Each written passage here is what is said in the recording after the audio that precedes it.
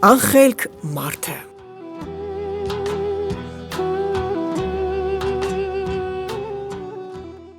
Ժամանակով մի աղքատ մարդ կար, որքան աշխատում էր, որքան չարչարվում էր, դարձյալ միևնույն աղքատն էր մնում։ Հուսահատված մի օր նա վեր կացավ, թե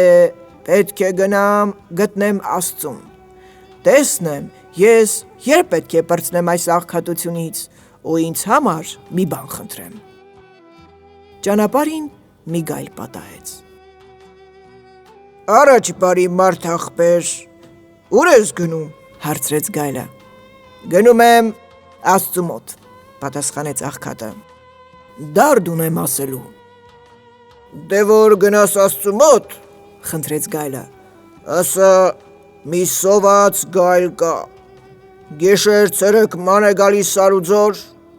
ուտելու բան չի գտնում, ասա մինչև երբ պետք է սոված մնա, որ ստեղծել ես, ինչու չես կերակուր հասցնում»։ «Լավ», ասաց մարդն ու շարունակեց ճանապարհը։ Շատ գնաց թե քիչ, պատահեց մի սիրուն աղջկա։ «Ուր ես գնում ախպեր», հարցրեց աղջիկը։ «Գնում եմ Աստծու մոտ»։ «Երբ որ Աստծուն տեսնես», աղաչեց սիրուն աղջիկը,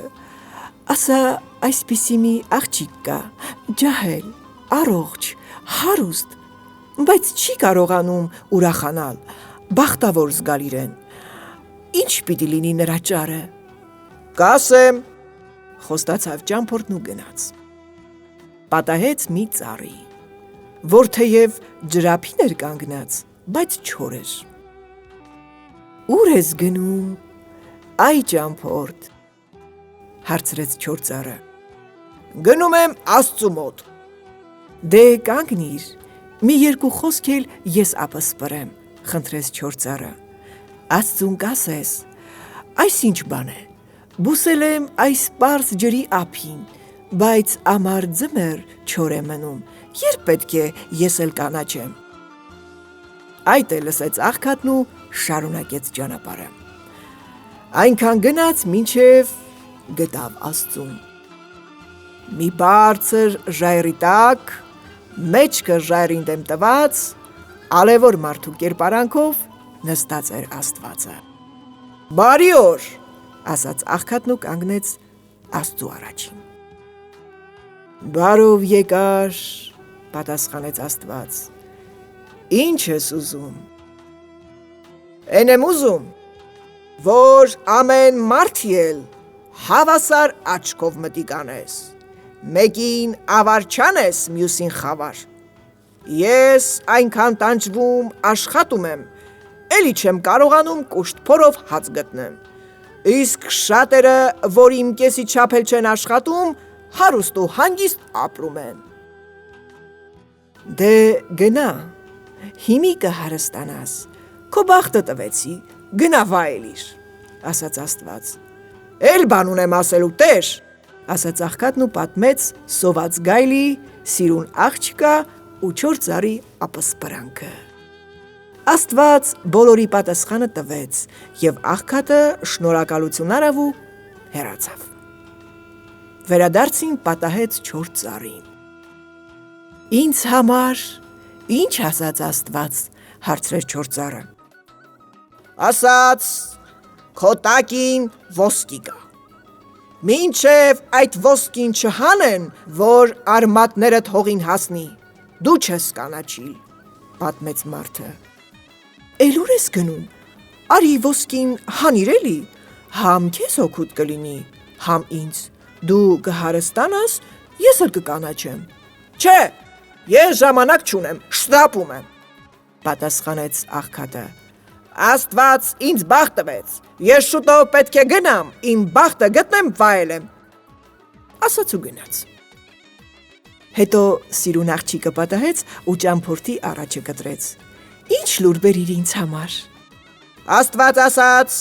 դու պիտի քեզ համար մի մտերիմ կյանքի ընկեր գտնես, այն ժամանակ էլ տխուր չես լինիլ, ուրախ ու երջանիկ կլինես»։ «Դե որ այդպես է, արի դու եղիր իմ կյանքի մտերիմ ընկերը», թախանձեց աղջիկը ճամփորդին։ «Չէ, Ես քեզ ընկերակցելու ժամանակ չունեմ։ Աստված ինձ բախտ է տվել, պետք է գնամ, իմ բախտը գտնեմ, վայելեմ, ասաց աղքատն ու հեռացավ։ Ճանապարհին սպասում էր սոված գայլը։ Հեռվից հենց որ տեսավ ճամփորդին, վազեց առաջը կտրեց։